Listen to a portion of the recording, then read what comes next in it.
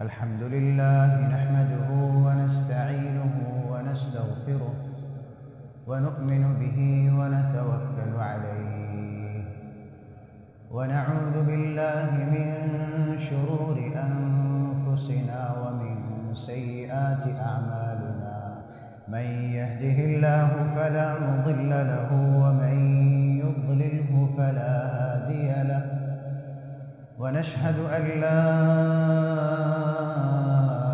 إله إلا الله وحده لا شريك له ونشهد أن سيدنا ونبينا وشفيعنا وحبيبنا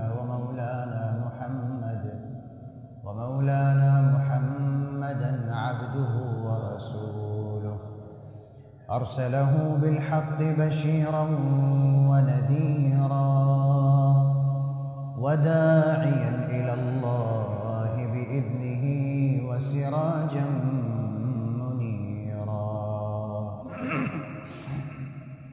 أما بعد فأعوذ بالله من الشيطان الرجيم بسم الله الرحمن الرحيم ولقد كتبنا في الزبور من بعد الذكر أن الأرض يرثها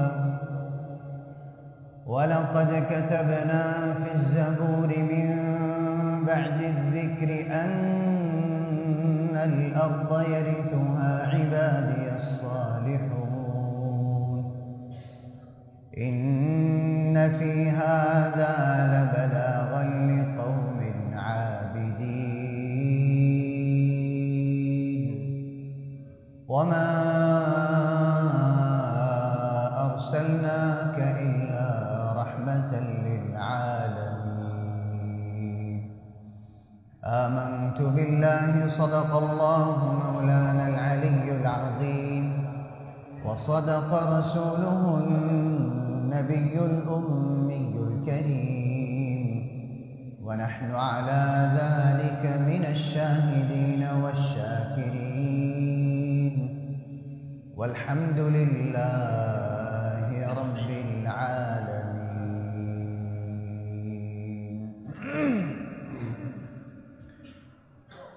উপস্থিত মুসল্লিয়ানে ইকরাম মুহতারাম সামিঈন প্রিয় ভাই ও বন্ধুরা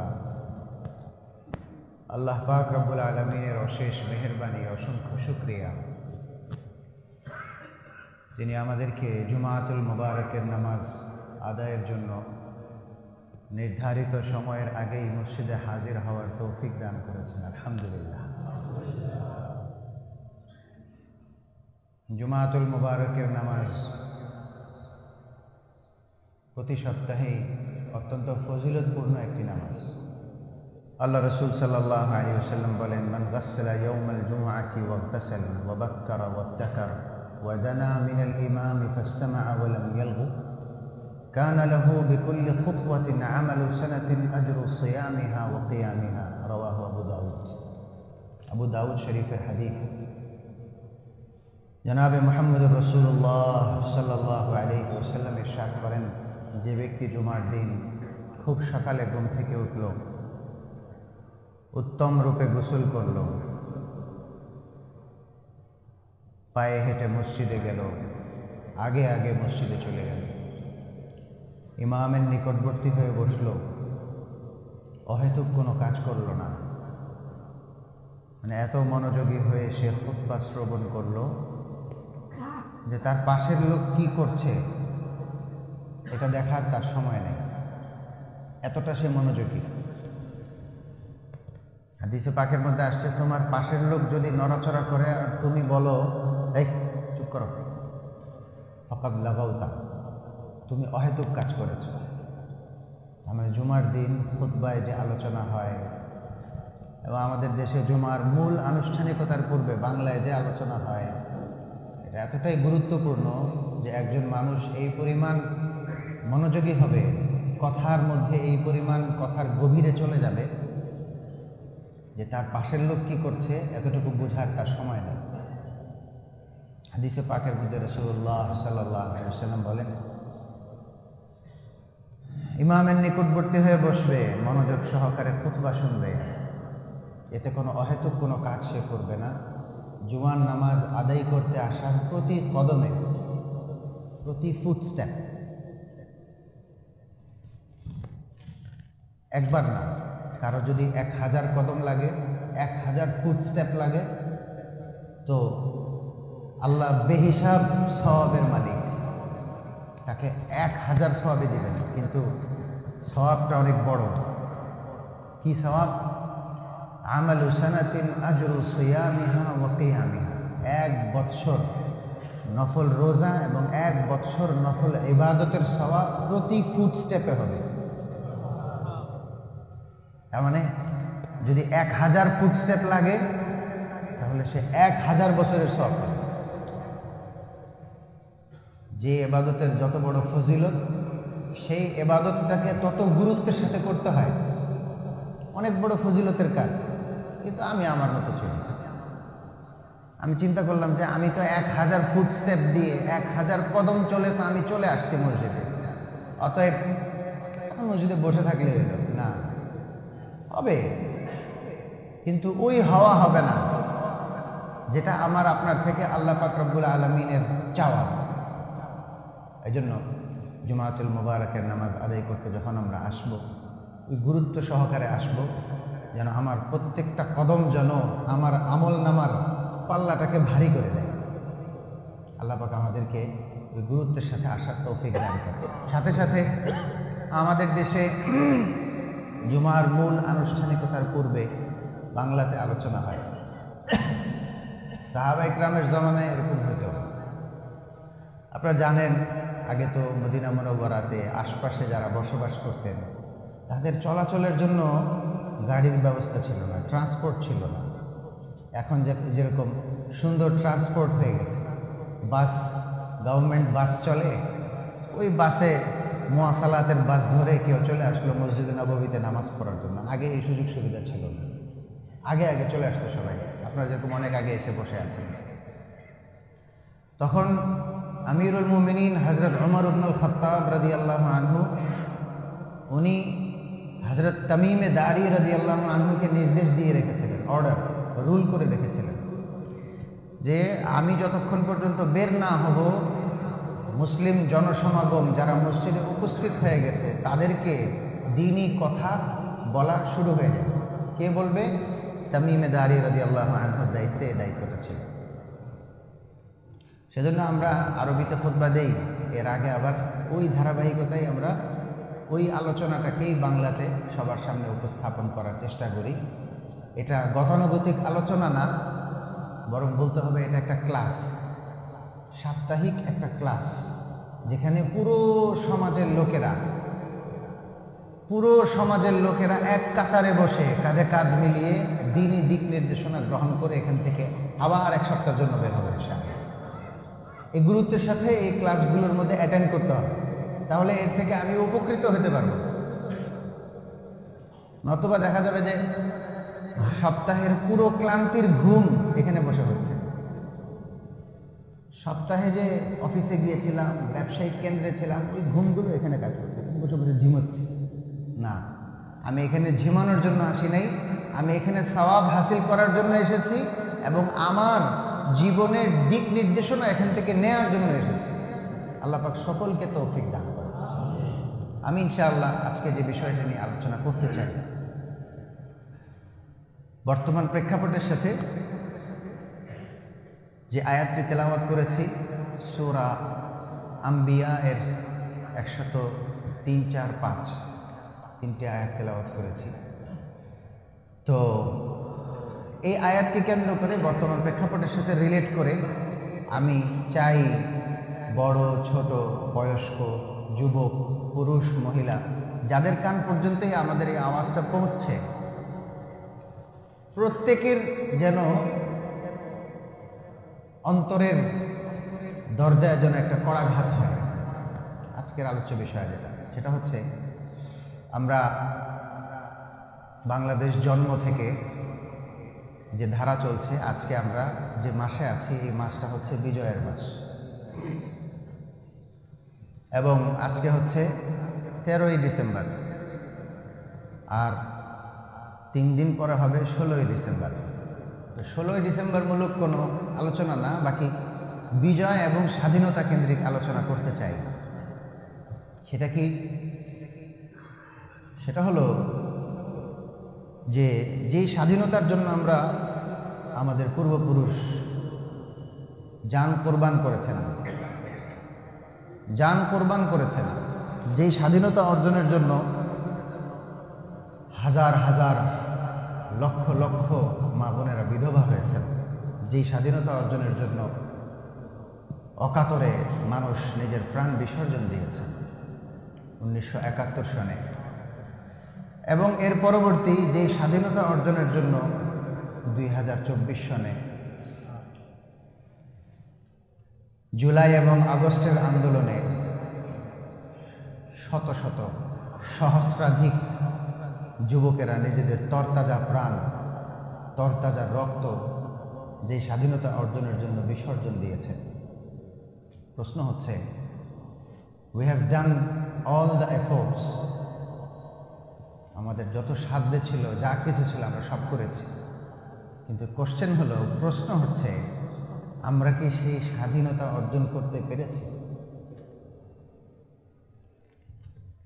এটা বুঝতে হবে স্বাধীনতা কাকে বলে। স্বাধীনতা কাকে বলে এটা যদি আমি না বুঝি, তাহলে বলতে হবে যে আমি ভুল পথে আছি। আমার যদি দক্ষিণবঙ্গে যেতে হয়, আমি যদি উত্তরবঙ্গের রাস্তা ধরি, আমি দক্ষিণবঙ্গে যেতে পারবো না। আমার যদি চিটাগং যেতে হয়, আমি বরিশালের রাস্তা ধরলে আমি চিটাগং যেতে পারবো না। চিটাগং যেতে হলে আমাকে চিটাগংয়ের রাস্তাই ধরতে হবে, খুলনা যেতে হলে আমাকে খুলনার রাস্তাই ধরতে হবে, রাজশাহী যেতে হলে আমাকে রাজশাহীর রাস্তাই ধরতে হবে। আমি যদি ভুল পথে ধরি, তাহলে আমাকে বলা হবে আমি দিকভ্রান্ত, পথভ্রান্ত, পথহারা মানুষ। স্বাধীনতা বলতে আমরা কি বুঝি? একটা ঘটনা থেকে শুরু করবো। এক বুজুর্গের কাছে এক যুবক এসে বলছে, হুজুর, এই যে আপনারা খালি বয়ানে বলেন এটা করা যাবে, এটা করা যাবে না, এটা হালাল, এটা হারাম, এটা জায়েজ, এটা না জায়েজ, এত রেস্ট্রিকশন ভাল লাগে না। এত রেস্ট্রিকশন কেন, এত চাপাচাপি কেন, এগুলো ভাল লাগে না। তো উনি চমৎকার ভাবে ওই যুবককে উত্তর দিয়েছেন, ঠিক আছে, খুব ভালো কথা, তোমার যখন ভালো লাগে না, তো তুমি এমন জায়গায় চলে যাও যে জায়গায় তুমি অন্যায় করবা কিন্তু আল্লাহ দেখতে পারবে না। এটা কি সম্ভব? এমন জায়গায় যাওয়া কি সম্ভব যে জায়গায় গেলে আমি কোনো কাজ করব কিন্তু আল্লাহ পাক আমাকে দেখতে পারবে না? এটা তো সম্ভব না।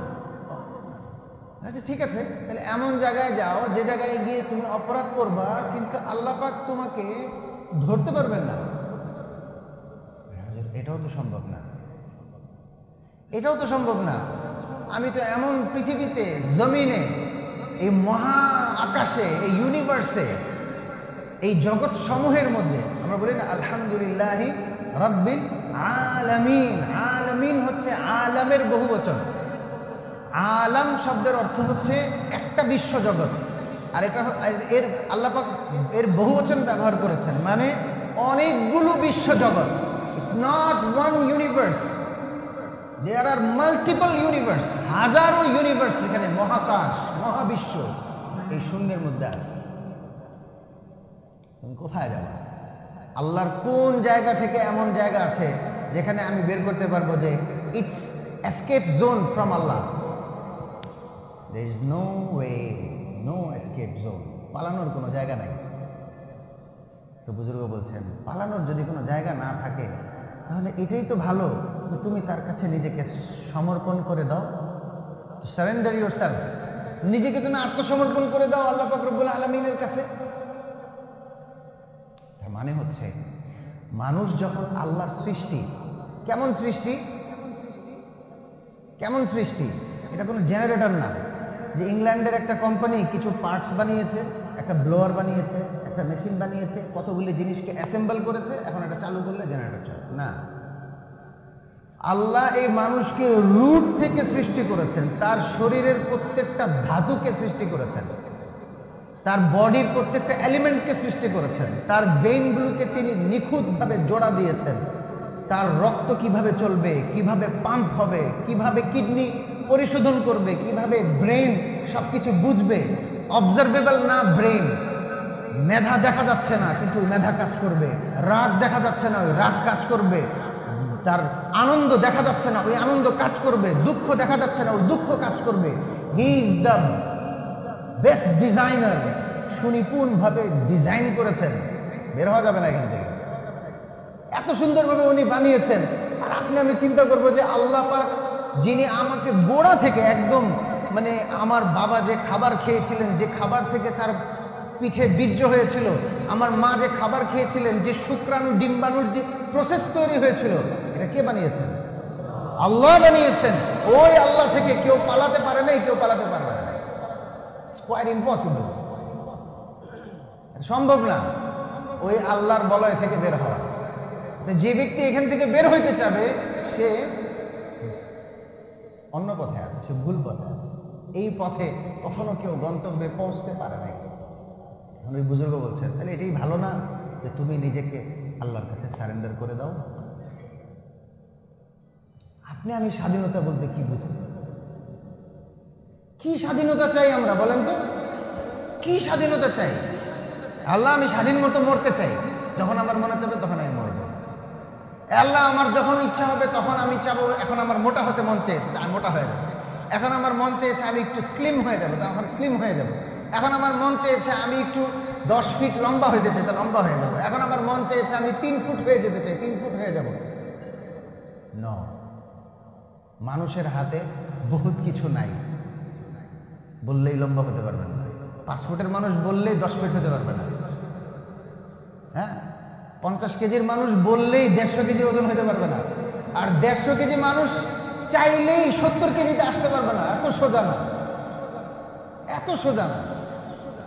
আল্লাহ পাক রব্বুল আলামিন নিজের হাতে সবকিছুকে রিজার্ভ করে রেখেছেন। প্রত্যেকটা জিনিসের প্যারামিটার দেওয়া। আমাদের ব্লাড পাম্প করে, এই ব্লাডটা যে পাম্প করে, যে গতিতে যে পেসে রক্ত চলে, যে গতিতে যে পেসে একটা সুস্থ মানুষের হার্টের রক্ত সার্কুলেশন হয়, যে পেসে যে গতিতে রক্তটা ছাড়ছে সে, এটা যদি শরীরের মধ্যে না ঘুরে যদি সোজা যেত, একদিনে 24 আওয়ার্স 19,000 কিলোমিটার পার হতো। কত কিলোমিটার? 19,000 কিলোমিটার যে পেসে আপনার হার্ট আমার হার্ট রক্তটা ছাড়ছে। কে ঠিক করলো এটা? আপনার আমার আব্বা, তাই না? আপনার আমার আব্বা, আপনার আমার দাদা, যে চৌধুরী, তার শরীরের রক্ত বেশি জোরে দৌড়ায়, যে গ্রামের, তার শরীরের রক্ত আস্তে আস্তে দৌড়ায়। হু দ্য হেল আর, অসম্ভব কথা। আল্লাহ যার জন্য যে গতি ঠিক করেছেন সে সেই গতিতে চলবে। এটা অ্যাভারেজ। কারো হার্টে যদি ব্লক পড়ে যায়, কারো রক্তে যদি চর্বি বেড়ে যায়, ওর গতি পড়ে যাবে, ওর গতি পড়ে যাবে। এটা ওর হাতে নাই। কি স্বাধীনতা চাই আমরা? এজন্য বুঝতে হবে যে আমার কি স্বাধীনতা লাগবে, আমার কি স্বাধীনতা দরকার। চলেন আমরা সিরার ইতিহাসে চলে যাই, কারণ আমরা তো মুসলমান। মুসলমানের জীবনের প্রত্যেকটা all aspects of our life, নিজের জীবনের প্রত্যেকটা বাক্যে আল্লাহ রসুলের সিরার সাথে মিলাতে হবে, ঠিক কিনা বলেন? প্রত্যেকটা জিনিসকে মিলাতে হবে। এবং ওই মিল অনুযায়ী যদি দেখি যে না আমার জীবনের কর্মধারা মিলে যাচ্ছে, তাহলে বুঝতে হবে যে আমি সঠিক পথে আছি। আর যদি মনে হয় যে না বেমিল হয়ে যাচ্ছে, তার মানে বুঝতে হবে যে আমি ভুল পথে আছি, আমি একটু ডিরেল হয়ে গেছি। রাসূল পাক সাল্লাল্লাহু আলাইহি ওয়াসাল্লাম যখন ঈমানের দাওয়াত দিলেন, এবং আল্লাহ রাসূল সাল্লাল্লাহু আলাইহি ওয়াসাল্লাম যখন ঈমানের দাওয়াত দেওয়ার পরে সাহাবা ইকরাম ইসলাম কবুল করলেন, আমরা জানি একদল সাহাবী হিজরত করে আবিসিনিয়া চলে গিয়েছিলেন, হাবাসায় চলে গিয়েছিলেন। মক্কার লোকেরা যখন জানতে পারলো যে আরে আমাদের দেশের লোকেরা, আমাদের দেশের যুবক, আমাদের নাগরিক, ওরা হাবাসায় চলে যাচ্ছে, ওদেরকে ট্রেস করার জন্য 2 জনকে পাঠালো মক্কার মুশরিকরা, যে 2 জনের মধ্যে পরবর্তীতে ইসলাম কবুল করেছেন তারা, কিন্তু তখন তো ইসলাম কবুল করেননি, যার কারণে মক্কার মুশরিকরা তাদেরকে নিজেদের প্রতিনিধি ডেলিগেট বানিয়ে পাঠিয়েছে এবং তাদেরকে বিভিন্ন উপহার দিয়েছে যে তোমরা গিয়ে যখন আবিসিনিয়া হাবাসায় যাবা তো তোমরা হাবাসার যে বাদশাহ নাজাসি, যার নাম হচ্ছে আসহামা, ওকে এই উপহার দিবা। ওর সভাসদ যারা আছে, ওর দরবারি যারা আছে, ওর মন্ত্রীরা যারা আছে, মন্ত্রীদেরকে এই উপহার দিবা। ওর ধর্মীয় নেতারা যারা আছে তাদেরকে এই উপহার দিবা। এই সব উপহার দিয়ে তাদেরকে বলবা যে আমাদের সমাজের কিছু বকে যাওয়া যুবক একটা ভিন্ন ধর্মাবলম্বী হয়ে আপনার এখানে চলে আসছে, আপনারা কাইন্ডলি ওদেরকে ফেরত দিয়ে দেন। তোমরা যখন উপহার দিবা, ওরা তখন উপহার গ্রহণ করে নেওয়ার কারণে চক্ষু লজ্জায় হলো তোমাদেরকে এই মক্কার যে যুবকরা মক্কা শরীফ থেকে বের হয়ে চলে গেছে তাদেরকে ফেরত দিয়ে দিবে। তারা গেল এবং বাদশাহ নাজাসির সাথে সাক্ষাৎ করার আগেই তারা আশপাশের যত দরবারি আছে, উজির আছে, মন্ত্রী আছে এবং তার নিকটবর্তী যারা, তার নৈকট্যপ্রাপ্ত ব্যক্তি যারা, সকলকে উপহার দিয়ে ম্যানেজ করেছে এবং বলেছে আমরা আগামীকালকে তোমাদের দরবারে উপস্থিত হব এবং তোমাদেরকে আমরা তোমাদের রাজার সামনে আমরা এই প্রস্তাবগুলো রাখবো, তোমরা আমাদেরকে সাপোর্ট করবে এবং এই ছেলেদেরকে ফেরত দিয়ে দেওয়ার ক্ষেত্রে আমাদেরকে তোমরা সহযোগিতা করবে। ওকে, ডিল ফাইনাল। পরের দিন সকালবেলা তারা উপস্থিত হয়েছে।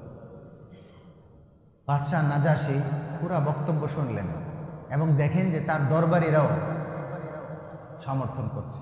উনি বললেন ওকে ঠিক আছে, তোমরা যখন এটা বলতে চাও আমি একটু ওদেরকে ডাকি না, ওদের থেকে শুনি কথা কি। খবর পাঠানো হলো। মুসলিম যে মুহাজিরদের যে দল ছিল ওনারা পেরেশান হয়ে গেলেন যে আমরা তো প্রাণের ভয়ে মক্কা মুকাররমা থেকে পালিয়ে এসেছি, হিজরত করে এসেছি, এখন আমরা এখানে কিভাবে থাকবো, কি বলবো, বাদশাহ যদি জালেম হয়ে যায় আবার সেই জুলুমে ফেরত যেতে হবে। আল্লাহ রসুলের চাচাতো ভাই হযরত জাফর ইবনে আবি তালিব রাদিয়াল্লাহু আনহু বললেন যা, সত্য সত্য যা আছে সব বলে দেব, সত্য সত্য যা আছে সব বলে দেব। উপস্থিত হলেন। বাদশাহ জিজ্ঞাসা করলেন এই তোমাদের ব্যাপারে তোমাদের এলাকা থেকে কিছু প্রতিনিধি এসেছে এবং তোমাদেরকে নিয়ে যেতে চায়, তোমরা নাকি এই করেছো, ব্যাপারটা কি? হযরত জাফর ইবনে আবি তালিব রাদিয়াল্লাহু আনহু ওই মুহূর্তে একটা ভাষণ দিলেন। পৃথিবীর সমস্ত স্বাধীনতাকামী ব্যক্তিদের জন্য, মুক্তিকামী ব্যক্তিদের জন্য এই ভাষণটা হচ্ছে একটা আইডল ভাষণ, একটা আইডিয়াল কথা। এটা এখান থেকে বের করতে হবে যে আসলে আমরা কোন স্বাধীনতা চাচ্ছি। আমাদের সমাজের দিকভ্রান্ত এবং আমাদের সমাজের গড্ডালিকা প্রবাহে যে সমস্ত মানুষরা চলেন, মক্কার মুশরিকরা যা করতেন তাদের দ্বারা তাই হয়। হযরত জাফর ইবনে আবি তালিব রাদিয়াল্লাহু আনহু বলছেন আইয়ুহাল মালিক, হে বাদশাহ, ইন্না কুন্না কওমান আহলাল জাহিলিয়া, আমরা অজ্ঞ মূর্খ সম্প্রদায় ছিলাম, অজ্ঞ মূর্খ সম্প্রদায় ছিলাম। আমরা মূর্তি পূজা করতাম, আমরা মূর্তি পূজা করতাম, আমরা মৃত প্রাণী খেতাম, আমরা আত্মীয়তার বন্ধন নষ্ট করতাম, আমরা প্রতিবেশীকে কষ্ট দিতাম, আমাদের দুর্বল সবলের দ্বারা এই পরিমাণ নির্যাতিত হতো যে সবল দুর্বলকে গ্রাস করে ফেলত। এই সব অপরাধের মধ্যে আমরা লিপ্ত। এমত অবস্থায় আমাদের মাঝে আল্লাহর পক্ষ থেকে ওহী প্রাপ্ত হয়ে আমাদেরই পরিচিত এবং আমাদের সমাজে সকলের দ্বারা সত্যায়িত ব্যক্তি আবির্ভাব করলেন, যার বংশ সম্পর্কে আমরা জানি, যার সততা সম্পর্কে আমরা জানি, যার বিশ্বস্ততা সম্পর্কে আমরা জানি, যার পবিত্রতা সম্পর্কে আমরা জানি। একটা মানুষের গ্রহণযোগ্যতার জন্য যে জিনিসগুলো দরকার, বংশের পরিচয় ক্লিয়ার হইতে হবে, সততার ব্যাপারে গ্যারান্টেড হইতে হবে যে এর সততার মধ্যে কোনো খাদ নাই, তার বিশ্বস্ততার মধ্যে সার্টিফাইড হইতে হবে যে এর বিশ্বস্ততার মধ্যে কোনো সমস্যা নাই, লোকটা সব ভালো, দেখতে ভালো, বলতে ভালো, সব ভালো, খালি সমস্যা একটাই, বিশ্বাস করা যায় না। আমরা যাবো এই লোকের কাছে? যাবো না। সব ভালো, খালি একটাই সমস্যা, কথা ঠিক রাখে না, মিথ্যা কথা বলে, আমরা যাবো না তার কাছে। সব ভালো, সব ঠিক আছে, একটাই সমস্যা, চরিত্রটা খারাপ, আমরা যাবো না তার কাছে। চারটা কথা বলছেন হযরত জাফর ইবনে আবি তালিব। এমন নবী আসছেন আমাদের মধ্য থেকে, তার বংশ আমরা চিনি, সে সত্যবাদী, সে বিশ্বস্ত, সে পবিত্র। আমাদের সমাজে জিনা চলে, সে জিনা করে না। আমাদের সমাজে মূর্তি পূজা চলে, সে মূর্তি পূজা করে না। আমাদের সমাজে মানুষ শরাবে মত্ত, সে শরাব পান করে না। আমাদের সমাজে আত্মীয়তার সম্পর্ক মানুষ ছিন্ন করে, সে ছিন্ন করে না। দুর্বলকে সবল গ্রাস করে ফেলে, সে কখনো সবল হয়ে দুর্বলকে গ্রাস করে না, বরং সে সবলকে প্রতিরোধ করে, দুর্বলের পক্ষে দাঁড়ায়।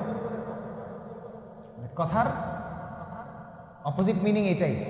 তাকে আমরা চিনি, সার্টিফাইড মানুষে। উনি এসে বললেন, আরে আল্লাহর সাথে কাউকে শরীক করো না, আল্লাহর সাথে কাউকে শরীক করো না, আত্মীয়তার সম্পর্ক ছিন্ন করো না। এই উপাস্যগুলো তোমরা নিজ হাতে বানিয়েছ, এরা তোমাদের চেয়ে বেশি অসহায়, এরা তোমাদের চেয়ে বেশি অসহায়। তোমরা হালাল ভক্ষণ করো, হালাল উপার্জন করো, হালাল খাও, প্রতিবেশীর হক আদায় করো, সততা অবলম্বন করো, আল্লাহর ইবাদত করো। লম্বা ফেরেশতা, হে বাদশাহ, আমরা যখন এই নবীর কথা মেনে ঈমান আনলাম, এই লোকগুলো আমাদের বিরুদ্ধে, আমাদের শহরের লোকেরা, আমাদের বংশের লোকেরা আমাদের বিরুদ্ধে চেতে গেল, তারা খেপে গেল, আমাদেরকে বিভ্রান্ত বলে। আমরা অপরাধ ছেড়ে দিলাম, আর তারা আমাদেরকে বিভ্রান্ত বলে আমাদেরকে তছনছ করে দেওয়ার জন্য সর্বোচ্চ চেষ্টায় মেতে উঠল, সর্বোচ্চ পর্যায়ে মেতে উঠল। তাদের এই সীমা লঙ্ঘনে, নির্যাতনে অতিষ্ঠ হয়ে আমরা মক্কা মুকাররমা ত্যাগ করে, হিজরত করে চলতে চলতে চলতে চলতে আপনার দেশে এসে দেখলাম যে এটা নিরাপদ মনে হচ্ছে, তো আমরা এখানে অবস্থান করতে আরম্ভ করেছি। হযরত জাফর ইবনে আবি তালিব রাদিয়াল্লাহু আনহুর এই বক্তব্যে বাদশাহ নাজ্জাশী প্রভাবিত হয়ে গেলেন এবং বললেন, আচ্ছা তোমার নবী যে ওয়াহির কথা বলে, কি ওয়াহি আসে তার? হযরত জাফর ইবনে আবি তালিব রাদিয়াল্লাহু আনহু তখন সূরা মারিয়াম তেলাওয়াত করে শোনালেন। সূরা মারিয়ামের মধ্যে হযরত জাকারিয়া আলাইহিস সালামের কথা আছে, হযরত মারিয়াম আলাইহিস সালামের কথা আছে, হযরত ঈসা আলাইহিস সালামের কথা আছে, এবং ওই কথাগুলোই আছে যে কথাগুলো অবিকৃত ইনজিল শরীফে আছে। আমার কথাগুলো খেয়াল করতে হবে, অবিকৃত ইনজিল শরীফে আছে। বর্তমানে বাজারে ইনজিলের বাংলাতেই 17টা এডিশন পাওয়া যায়। কয়টা এডিশন? 17টা এডিশন পাওয়া যায়। প্রত্যেকটাই বিকৃত এবং প্রত্যেকটার মধ্যে কন্ট্রাডিক্টরি, কনফ্লিক্টমূলক আলোচনা ভরপুর। কোরআনে মাজিদের বলেন কয়টা এডিশন? একটা এডিশন। কোরআনে মাজিদের 7 আয়াত তো সূরা ফাতিহার 7 আয়াত তো 7 আয়াতই। কি বলেন? কেউ কি কোরআনে মাজিদে এমন কোন জায়গায় সূরা ফাতিহা পেয়েছে যে সূরা ফাতিহার 8 আয়াত? সূরা বাকারার কয় আয়াত? 286 আয়াত।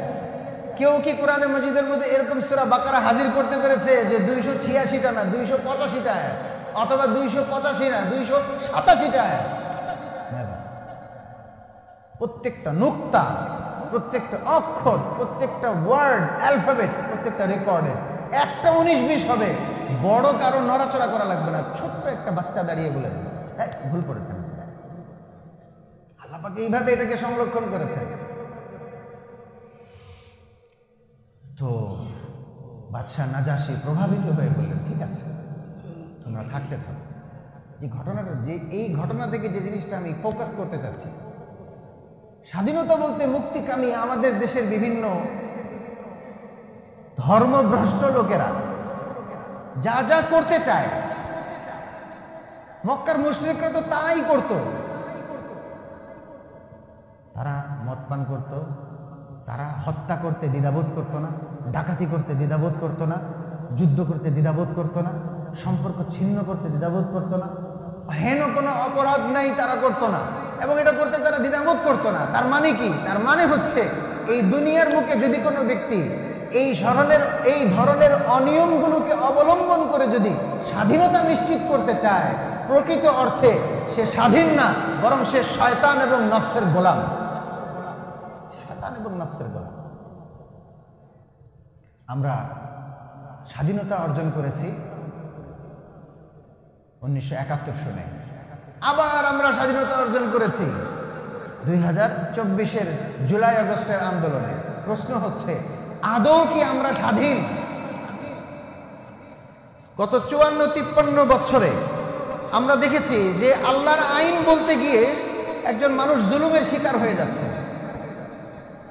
আল্লাহর আইন পরে একটা লোক মজলুম হয়েছে, মজলুম দাঁড়িয়ে তার জুলুমের কথা বলেছে যে আমার উপর সীমা লঙ্ঘন হয়েছে, তাকে হত্যা করে দেওয়া হয়েছে। এই যদি হয় স্বাধীনতার চিত্র, তাহলে স্বাধীনতা কাকে বলে? যে আমি আমার মনের কথা বলতে পারবো না, আমি আমার আল্লাহর কথা বলতে পারবো না, আমার উপর সীমালঙ্ঘন হলে আমি সীমালঙ্ঘনের কথা বলতে পারবো না, আমার উপর অনিয়ম হলে আমি অনিয়মের কথা বলতে পারবো না, আমি আমার জীবনে আল্লাহর হুকুম মেনে চলবো, এটার ক্ষেত্রে আমি স্বাধীন হব, তাতে আমাকে কোনো অধিকার থেকে বঞ্চিত করা হবে না। আমি জুব্বা পড়েছি বলে আমাকে ইউনিভার্সিটিতে ঢুকতে দেওয়া হবে না, এরকম হবে না। আমার বোন হিজাব পড়েছে বলে তাকে ইউনিভার্সিটি থেকে বের করে দেওয়া হবে, তাকে পরীক্ষা দিতে দেওয়া হবে না, এটা হবে না।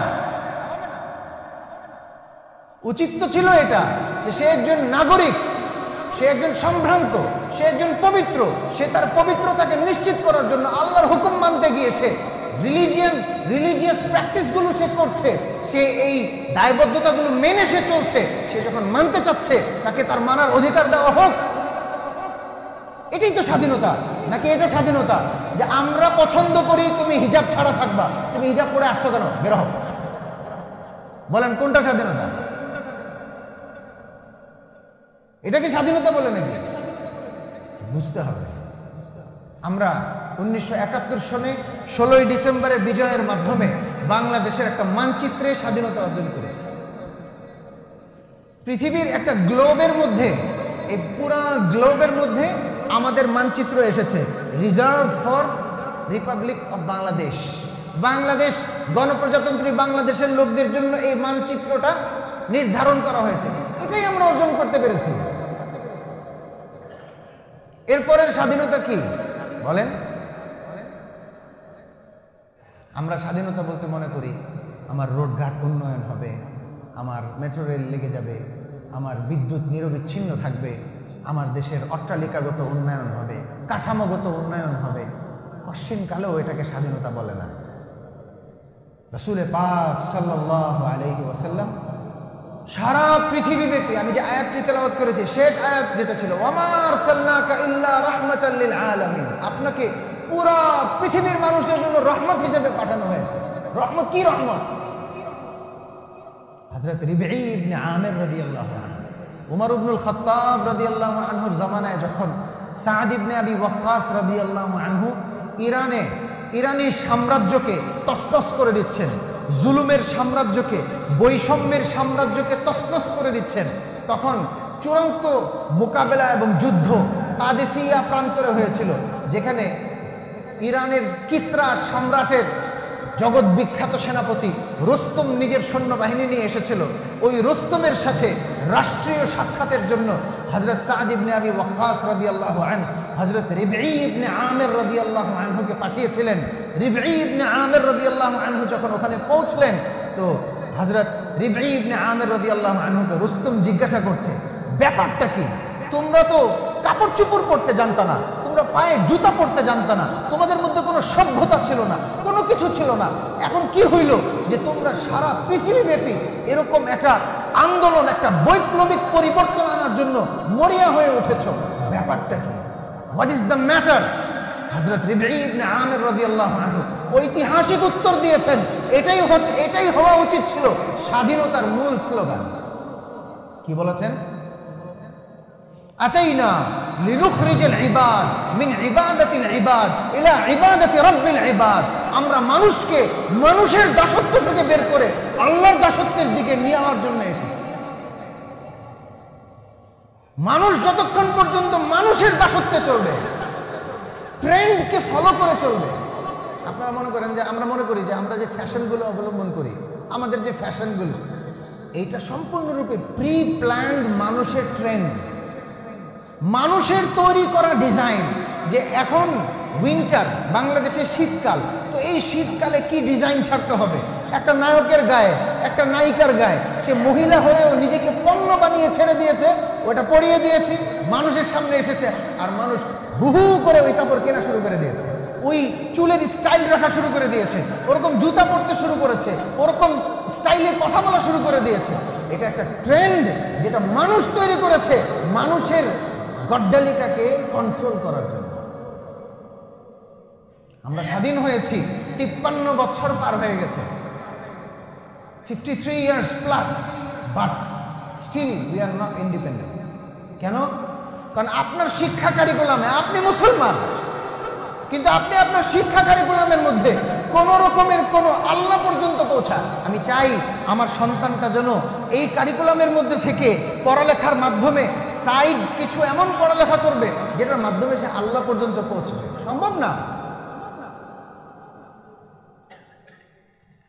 আজকের ইউনিভার্সিটির ছেলেকে জিজ্ঞাসা করা হোক, তুমি তো অনার্স ফার্স্ট ইয়ারে আছো, তুমি তো অনার্স সেকেন্ড ইয়ারে আছো, তুমি মাস্টার্স কমপ্লিট করেছো, তুমি পিএইচডি করছো, বলো তো দেখি তোমার রাসূল সম্পর্কে তুমি কি জানো? বলো তো দেখি তুমি ইসলামের সার্বজনীনতা, সর্বকালীনতা সম্পর্কে কি জানো? আজকের পৃথিবী কি বলে? এই এগিয়ে যাওয়া পৃথিবীতে পিছিয়ে যাওয়া ইসলাম ফলো করার উপযুক্ত না। বলেন নাউযুবিল্লাহ। এটা কি হয়? Quite impossible. ইসলাম সার্বজনীন, সর্বকালীন। আমার প্রশ্ন হচ্ছে, ইসলাম যে সার্বজনীন, সর্বকালীন, এটা বিশ্বাস করা কি শুধু হুজুরদের দায়িত্ব? কাদের দায়িত্ব? সবার দায়িত্ব, সবার দায়িত্ব, প্রত্যেকটা নাগরিকের দায়িত্ব, প্রত্যেকটা মুসলমানের দায়িত্ব, প্রত্যেকটা বাবার দায়িত্ব, প্রত্যেকটা মেয়ের দায়িত্ব, প্রত্যেকটা ছেলের দায়িত্ব। প্রশ্ন হইল, আমার মেয়ে, আমার ছেলে যে স্কুলে পড়েছে, যে জেনারেল সাবজেক্টগুলো নিয়ে পড়েছে, সে তো এগুলো থেকে বঞ্চিত হয়ে গেছে। তার তো মাথা খালি, তাকে যে যা বুঝ দেয় সে সেই বুঝ নেয়, যে যা বুঝ দেয় সে সেই বুঝ নেয়। এটা কার খেলা বলেন? এটা এই সিলেবাসের খেলা। 53 বছর হয়েছে আমরা স্বাধীন হয়েছি, কিন্তু আমরা মনস্তাত্ত্বিক কৃতদাস এখনো রয়ে গেছি, মেন্টালি স্লেভারির মধ্যে এখনো রয়ে গেছি। আমরা এখনো বসে থাকি যে ওই পাশ্চাত্য থেকে কি সংবাদ আসবে ওটা আমি নেব, এখনো বসে থাকি ওই কাঁটাতারের ওই পার থেকে বাবুরা কি বলবে ওটা আমি নেব। ইসলাম আপনাকে এটা শেখায় না। আপনি পৃথিবীর যে ভূখণ্ডে থাকেন, ইসলাম আপনাকে স্বকীয়তার শিক্ষা দেবে, ইসলাম আপনাকে স্বনির্ভরতার শিক্ষা দেবে। আজকে জুলাই আগস্টের আন্দোলনের মাধ্যমে পুনরায় স্বাধীনতা উদ্ধারের জন্য হাজারো প্রাণ বিসর্জন দেওয়া হয়েছে। আমি সবাইকে আহ্বান করব, ফসল মাত্র আমরা কাটতে পেরেছি, এখনো বাড়িতে তুলতে পারি না। আমার কথা ঠিক কিনা? ফসল আমরা কাটতে পেরেছি, এখনো বাড়িতে তুলতে পারি নাই। আমি প্রত্যেক যুবককে, প্রত্যেক বাবাকে, প্রত্যেক অভিভাবককে, প্রত্যেক মাকে, প্রত্যেক ভাইকে, প্রত্যেক বোনকে, প্রত্যেক ছেলেকে আহ্বান করব, এদেশের একজন সুনাগরিক হিসেবে এই স্বাধীনতাকে, এই দেশকে গড়ার লক্ষ্যে এটাকে বাড়িতে শত্রু তোলার আগে আমাকে আপনাকে তুলতে হবে, নতুবা আবারও আরেক জালেম আসবে, আর ওই জালেমের হাতে আমরা আবার কৃতদাসের মতো হয়ে যাব, যে আমার উপর জুলুম হলেও আমি বলতে পারবো না। যেন খুশি হওয়ার বিষয় না, এখন বিচক্ষণতার সাথে প্রত্যেকটা পদক্ষেপ নিয়ে কাজ করতে হবে। আমার ছেলে ইঞ্জিনিয়ার হতে চায়, কোনো সমস্যা নাই, কিন্তু যেন আসল ইঞ্জিনিয়ার, খাঁটি ইঞ্জিনিয়ার হতে পারে, কিন্তু সাথে সাথে যেন সে যে মুসলমান, সে যেন তার ইসলামকে লালন করে যেন সে আগে বাড়ে। সে আমার বোন যদি সে ডাক্তার হতে চায়, সে ডাক্তার হবে, তার পেশা অনুযায়ী সে তার পর্দা, সে তার স্বাধীনতা রক্ষা করে আগে বাড়বে, কিন্তু সে কখনো ভুলতে পারবে না যে সে একজন মুসলমান। আপনাকে ভয় দেখানো হবে, পেঁয়াজ দেওয়া হবে না, তোমাকে আলু দেওয়া হবে না, দরকার নেই, পেঁয়াজ খাবো না আমরা পানির মধ্যে চাল ভাত দিয়ে পান্তা ভাত খাবো সবাই, কি বলেন? কোনো সমস্যা নেই, পেঁয়াজ খাবো না। আল্লাহ পাক আমাদেরকে শিখিয়েছেন, আল্লাহ রসুল শিখিয়েছেন কি আদর্শ। তোমার ঘরে সম্পদ নাই, তুমি ঢুকে দেখো যে তোমার ঘরে টাকা নাই, খাবার নাই। রসুল পাক নিজে প্র্যাকটিক্যালি দেখিয়েছেন। জিজ্ঞাসা করেছেন, এই কিছু আছে? বলে নাই। ঠিক আছে, আমি আজকে রোজা রেখে নেব। আমাদের যদি শর্ট পড়ে, মুসলমানের কোনো সমস্যা হবে না, মুসলমান আবার রোজা রাখবে, রোজা রেখে নিজেকে স্পিরিচুয়ালি আল্লাহর সাথে সম্পৃক্ত করবে, যে আল্লাহ ওই ঈমানের বলে বলিয়ান হওয়ার কারণে ওই মুসলমানকে আবার স্বকীয়তা এবং স্বনির্ভরতা শিখিয়ে দেবেন ইনশাআল্লাহ। স্বাধীনতা এটাকে বলে যে একজন মানুষ দুনিয়ার মানুষের দাসত্ব থেকে বের হয়ে আল্লাহর কৃতদাস হয়। আল্লাহ পাক রব্বুল আলামিন আমাদেরকে এই স্বাধীনতা অর্জন করার তৌফিক দান করেন। আমরা যেই নিয়ামত পেয়েছি, আমরা যেন নিজের পরিসর থেকে ব্যক্তি জীবন, পারিবারিক জীবন, রাষ্ট্রীয় জীবন, সামাজিক জীবন, শিক্ষা জীবন, অর্থনৈতিক জীবন, প্রত্যেকটা জীবনে যেন পরনির্ভরতাকে বাদ দিয়ে স্বনির্ভর হতে পারি। আল্লাহ পাক সে তৌফিক দান করেন। এই প্রেরণা যদি আসে, তাহলে এই জাতি আক্ষরিক অর্থে স্বাধীন হইতে সময় লাগবে না। আর এই প্রেরণা যদি না আসে, তাহলে আমার গায়ে স্যুট উঠবে, আমার গায়ে সাদা জুব্বা উঠেছে, আরেকজনের গায়ে স্যুট উঠবে, আরেকজনের গায়ে পাঞ্জাবি পায়জামা উঠবে, আরেকজনের গায়ে এক এক জিনিস উঠবে, কিন্তু প্রকৃত অর্থে মেন্টালি তার মাথা আরেক বাবার কাছে দেওয়া। যতক্ষণ পর্যন্ত ওই মাথা ওখান থেকে ছাড়ানো না যাবে, যতক্ষণ পর্যন্ত নিজের শিক্ষা, অর্থনীতি, সমাজনীতি, রাষ্ট্রনীতিকে আরেকজনের কাছে যে ঋণ দেওয়া, ওখান থেকে নিয়ে এসে যতক্ষণ পর্যন্ত নিজের মাথায় না আনা যাবে, হবে না। আল্লাহ পাক আমাদেরকে বোঝার তৌফিক দান করেন। আমাদের প্রত্যেককে মুহাম্মদ আরবি সাল্লাল্লাহু আলাইহি ওয়াসাল্লামের জীবনের প্রত্যেকটা অঙ্গনে যেখানে আমাদের যখন যে শিক্ষণীয় বিষয়গুলো আসে, সেই শিক্ষণীয় বিষয়গুলো অবলম্বন করে নিজের জীবনকে গোছাবার তৌফিক দান করেন। রব্বানা লা তুআখিযনা ইন নাসিনা ওয়া আখতানা ওয়া আখিরু দাওয়ানা আলহামদুলিল্লাহি রাব্বিল আলামিন। যারা সুন্নাত পড়ি নাই, 4 রাকাত সুন্নাত পড়ি।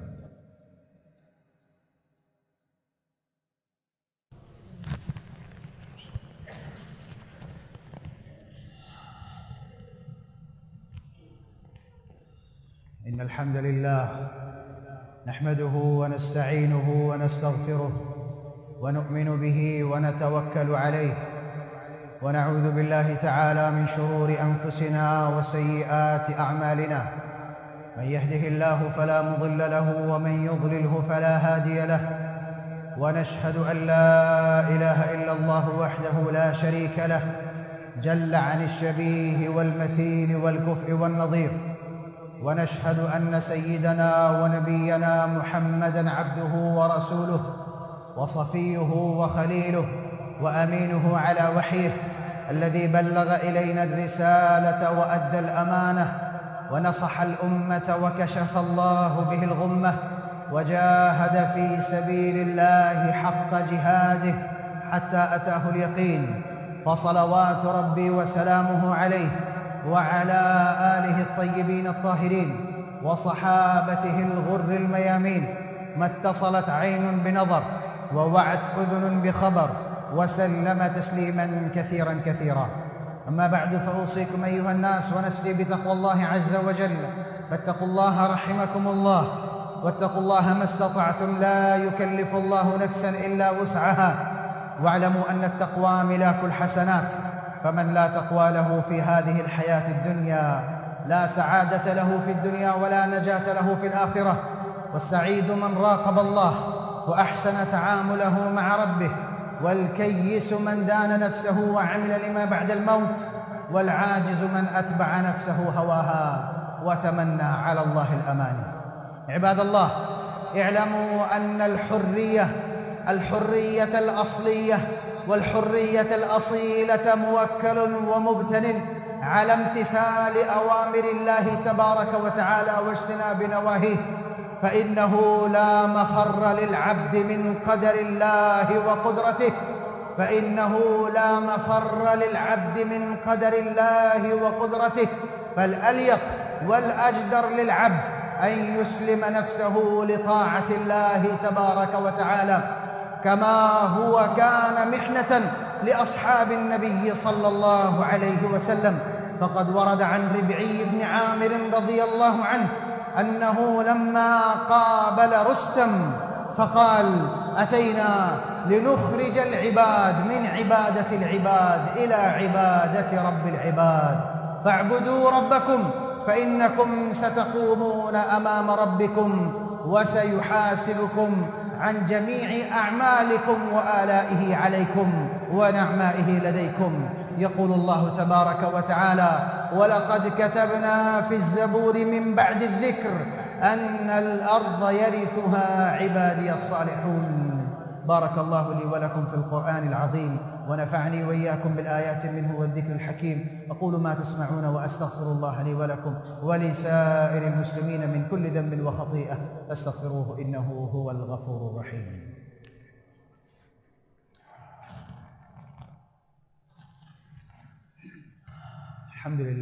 الحمد لله على إحسانه، والشكر له على توفيقه وامتنانه، وأشهد أن لا إله إلا الله وحده لا شريك له تعظيما لشانه، وأشهد أن سيدنا ونبينا محمدًا عبده ورسوله الداعي إلى رضوانه، صلى الله وسلم وبارك عليه وعلى آله وإخوانه وخلانه ومن سار على نهجه واقتفى أثره واهتدى بهديه واستنى بسنته إلى يوم الدين. أما بعد، فيا عباد الله، اتقوا الله تعالى في السر والعلن، وذروا الفواحش ما ظهر منها وما بطن. يقول الله تبارك وتعالى: إن الله وملائكته يصلون على النبي يا أيها الذين آمنوا صلوا عليه وسلموا تسليما. اللهم صل على محمد عبدك ورسولك، وصل على المؤمنين والمؤمنات والمسلمين والمسلمات، وبارك على سيدنا محمد وأزواجه وذريته وصحبه وعترته وأهل بيته ومن تبعهم بإحسان إلى يوم الدين. قال النبي صلى الله عليه وسلم: أرحم أمتي بأمتي أبو بكر، وأشدهم في أمر الله عمر، وأصدقهم حياء عثمان، وأقضاهم علي، وفاطمة سيدة نساء أهل الجنة، والحسن والحسين سيدا شباب أهل الجنة، رضوان الله تعالى عليهم أجمعين. اللهم اغفر لنا ولجميع المسلمين والمسلمات والمؤمنين والمؤمنات الأحياء منهم والأموات، إنك يا مولانا سميع قريب مجيب الدعوات. اللهم اجعل لنا وللمسلمين من كل هم فرجا، ومن كل ضيق مخرجا، ومن كل بلاء عافية. اللهم اشف مرضانا ومرضى المسلمين، وارحم موتانا وموتى المسلمين، وفك أسرانا وأسر المسلمين، واقض الدين عن المدينين، واحم حوزة الدين، وانصر الإسلام والمسلمين. عباد الله رحمكم الله، إن الله يأمر بالعدل والإحسان وإيتاء ذي القربى، وينهى عن الفحشاء والمنكر والبغي، يعظكم لعلكم تذكرون. فاذكروني أذكركم، واشكروا لي ولا تكفرون.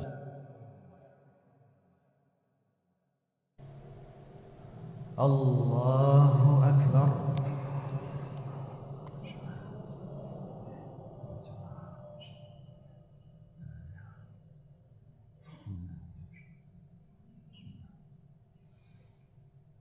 الحمد لله رب العالمين، الرحمن الرحيم، مالك يوم الدين، إياك نعبد وإياك نستعين، اهدنا الصراط المستقيم، صراط الذين أنعمت عليهم غير المغضوب عليهم ولا الضالين.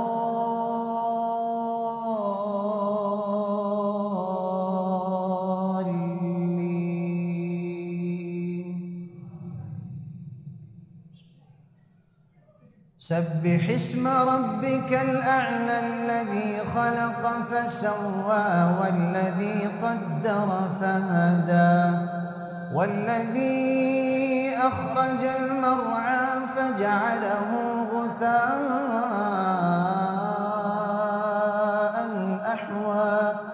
سنقرئك فلا تنسى إلا ما شاء الله إنه يعلم الجهر وما يخفى ونيسرك لليسرى فذكر إن نفعت الذكرى سيذكر من يخشى ويتجنبها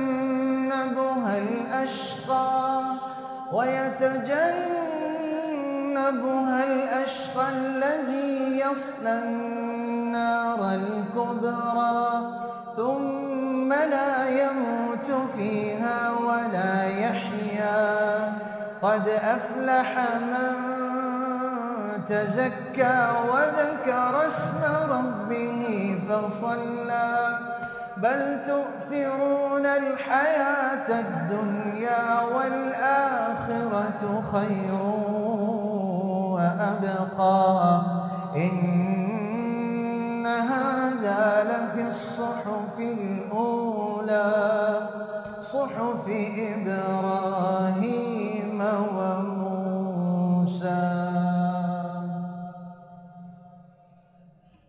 الله أكبر.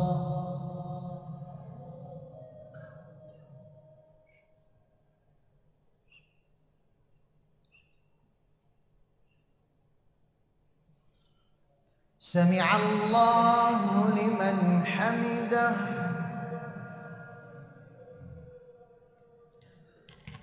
الله أكبر.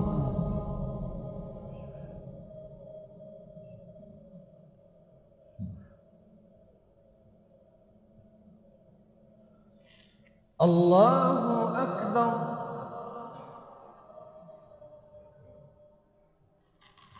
الله أكبر.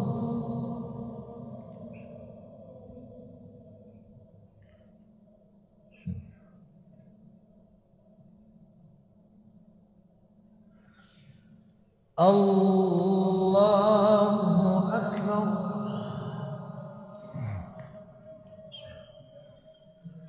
الحمد لله رب العالمين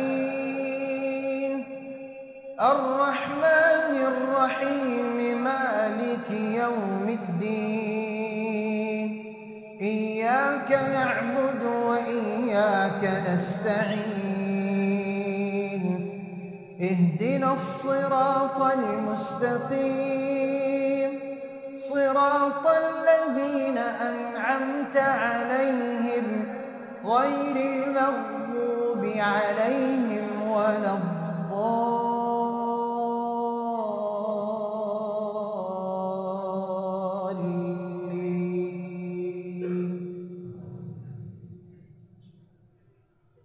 هل أتاك حديث الغاشية وجوه يومئذ خاشعة عاملة ناصبة تصلى نارا حامية تسقى من عين آنية ليس لهم طعام إلا من ضريع لا يسمن ولا يغني من جوع وجوه يومئذ ناعمة لسعيها راضية في جنة عالية لا تسمع فيها لاغية فيها عين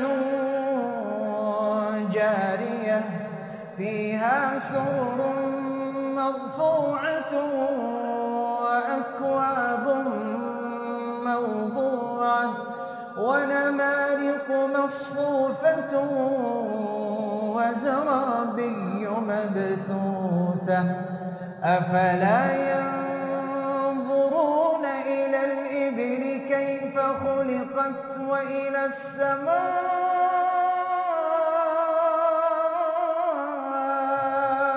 كيف رفعت وإلى الجبال كيف نصبت وإلى الأرض كيف سطحت فذكر إنما أنت مذكر فذكر إنما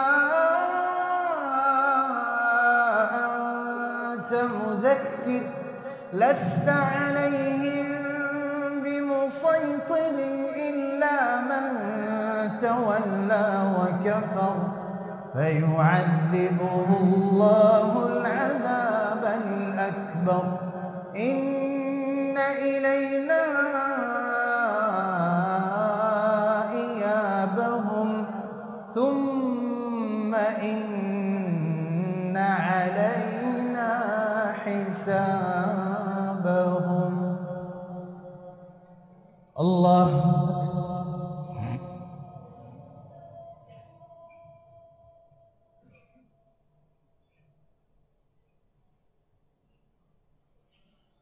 سمع الله لمن حمده الله أكبر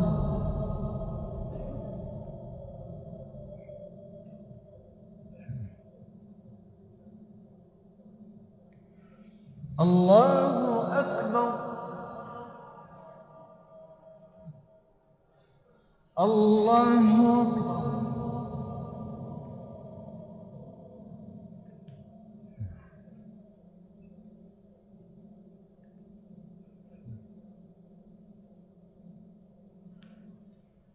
الله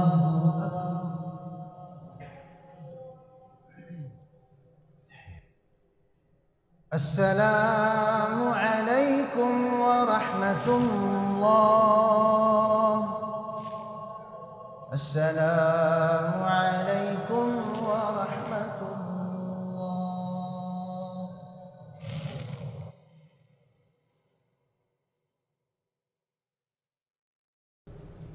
سبحان الله وبحمده سبحان الله العظيم سبحان الله وبحمده عدد خلقه ورضا نفسه وزنة عرشه ومداد كلماته سبحانك لا نحصي ثناء عليك أنت كما أثنيت على نفسك اللهم صل وسلم وبارك على سيدنا محمد وعلى آله وصحبه أجمعين ربنا ظلمنا أنفسنا وإن لم تغفر لنا ربنا ظلمنا أنفسنا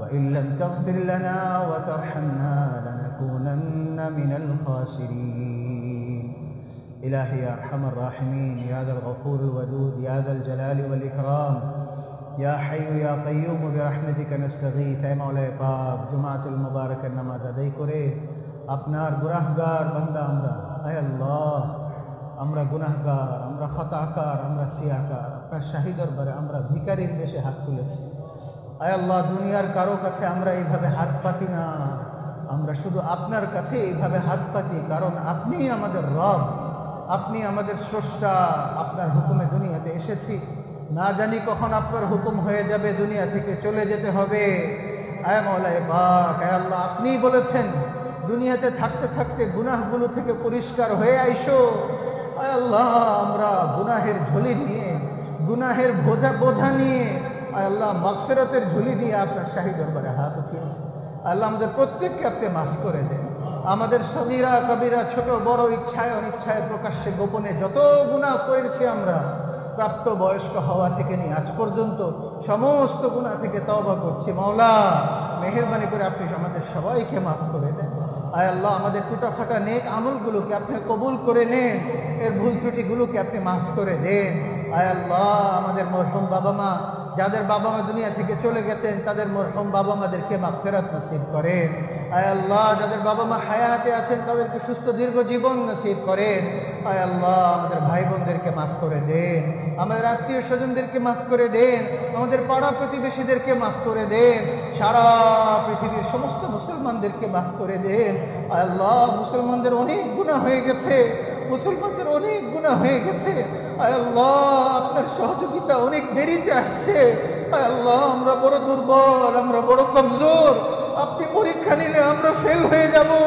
আয় আল্লাহ, আপনি আমাদেরকে আপনার রহমতের আঁচল দিয়ে ঢেকে নেন। আয় আল্লাহ, আপনি আমাদেরকে আপনার রহমতের আঁচল দিয়ে ঢেকে নেন। আয় আল্লাহ, ফিলিস্তিনের মুসলমানরা কত নির্যাতনের মধ্যে আছে। আয় আল্লাহ, সিরিয়ার মুসলমানরা কত অসহায় অবস্থায় ছিল, অনেকে এখনো আছে। আয় আল্লাহ, আমাদের দেশকে, আমাদের দেশ সহ সারা পৃথিবীর সমস্ত মুসলমানদেরকে, মুসলিম দেশগুলোকে, মুসলিম আয় আল্লাহ নাগরিকদেরকে আপনি হেফাজত করেন। সারা পৃথিবীর সমস্ত মানুষকে হেদায়েতের পথে চলার তৌফিক দান করেন। আয় আল্লাহ, সকলকে আপনার বিরুদ্ধে বিদ্রোহ করা থেকে আপনি রক্ষা করেন। আয় আল্লাহ, আপনার সাথে যুদ্ধ করে কেউ পারে নাই, ফিরআউন পারে নাই, নমরুদ পারে নাই, হামান পারে নাই, কেউ পারে নাই, অতীতেও কেউ পারে নাই, বর্তমানেও কেউ পারে নাই, কেউ পারবে না। আয় আল্লাহ, আপনি অপরাজেয় সত্তা, আমরা আপনার কাছে চাই, আপনি আমাদেরকে সহযোগিতা করেন। আয় আল্লাহ, আমাদের দেশের প্রত্যেকটা নাগরিককে এই দেশ গড়ার জন্য বদ্ধপরিকর হয়ে যার যার দায়িত্ব পালন করার তৌফিক দান করেন। আয় আল্লাহ, এই দেশকে জালেম থেকে মুক্ত করার জন্য দুইবারেই যারা প্রাণ দিয়েছেন, যারা শাহাদাত বরণ করেছেন, আয় আল্লাহ, সকলকে শাহাদাতের উপযুক্ত মর্যাদা আপনি নসিব করেন। আয় আল্লাহ, সকলের সমস্ত গুনাহ খাতাকে আপনি মাফ করে দেন। আয় আল্লাহ, আমরা যেন এই দেশকে গড়তে পারি, আমরা যেন এই দেশকে পানিতে ভাসিয়ে দিয়ে তাদের রক্তের সাথে গাদ্দারি যেন না করি, আমাদেরকে সেইভাবে চলার তৌফিক দান করেন। আয় আল্লাহ, প্রত্যেকটা জায়গায় সুশৃঙ্খলতা আপনি নসিব করেন, ব্যবসায়ীর ব্যবসায় বরকত নসিব করেন, চাকরিজীবীর চাকরিতে বরকত নসিব করেন, নাগরিক নিরাপত্তা আপনি দান করেন। আল্লাহ, অফিস আদালতে আয় আল্লাহ আস্থাশীলতার পরিবেশ আপনি নসিব করেন, অনাস্থা থেকে আপনি হেফাজত করেন। আয় আল্লাহ, যারা দায়িত্ব নিয়েছে তাদেরকে সঠিক পথে পরিচালনা করার তৌফিক দান করেন। আয় আল্লাহ, যারা দায়িত্ব নিয়েছে, ছাত্র হোক আর বড় দায়িত্বশীল হোক, উপদেষ্টা পরিমণ্ডলী হোক, আল্লাহ, প্রত্যেককে সঠিক পথে পরিচালনার ক্ষেত্রে তাদের দিলকে আপনি আপনার ইশারা দ্বারা নিয়ন্ত্রণ করেন, আপনি আপনার ইঙ্গিত দ্বারা নিয়ন্ত্রণ করেন। আয় আল্লাহ, এই জাতি যেন আবার কোনো গর্তের মধ্যে গিয়ে পড়ে না যায়। আয় আল্লাহ, মেহেরবানি করে আপনি রক্ষা করেন। আল্লাহ, আপনিই রক্ষা করতে পারবেন, আপনিই রক্ষা করেন। আয় আল্লাহ, আমাদের যার দিলে যে নেক আশা, নেক তামান্না আছে, খাজানায়ে গায়ব থেকে আপনি পূরণ করে দেন। আল্লাহ, যারা অসুস্থ তাদেরকে শেফা নসিব করেন, যারা পেরেশান তাদের পেরেশানি দূর করে দেন, যারা বেরোজগার তাদের রিজিকের ব্যবস্থা করে দেন, সকলকে হালাল রিজিকের ব্যবস্থা করে দেন, হারাম থেকে বাঁচার তৌফিক দান করেন। আয় আল্লাহ, আয় আল্লাহ, সারা দেশে বিভিন্ন রকম অস্থিরতা চলছে, মানুষ অর্থনৈতিক দৈন্যদশার শিকার হয়ে আছে। আয় আল্লাহ, আপনি আমাদের রিজিকের মধ্যে বরকত দান করেন, আপনি আমাদের আয় আল্লাহ উদ্ভিদ, আমাদের শস্য ফসলগুলোতে বরকত দান করেন, আমাদেরকে পরনির্ভর হওয়া থেকে রক্ষা করেন, আমাদেরকে স্বনির্ভর হওয়ার তৌফিক দান করেন। আয় আল্লাহ, কোনো কাফের, কোনো মুশরিক যদি আমাদেরকে আমাদের ঈমানের কারণে ধমকি দেয়, আয় আল্লাহ, আপনার উপর ভরসা করে আয় আল্লাহ তার ধমকির উপযুক্ত জবাব দেওয়ার তৌফিক আমাদেরকে দান করে। আয় আল্লাহ, আয় আল্লাহ, মেহেরবানি করে আমাদের দোয়া মুনাজাতকে কবুল ও মঞ্জুর করে নেন। রব্বির হামহুমা কামা রাব্বায়ানি সগীরা। ওয়া সাল্লাল্লাহু ওয়া বারিক আলা সাইয়্যিদিনা মুহাম্মদ ওয়া আলিহি ওয়া সাহবিহি আজমাইন। والحمد لله رب العالمين آمين برحمتك يا أرحم